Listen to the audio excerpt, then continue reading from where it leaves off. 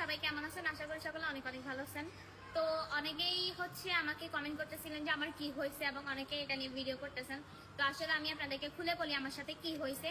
আমি হচ্ছে কিছুদিন আগে একটা আপুর সাথে ভিডিও করছি, অনেকে হয়তো বা দেখছেন, অনেকে দেখেন নাই।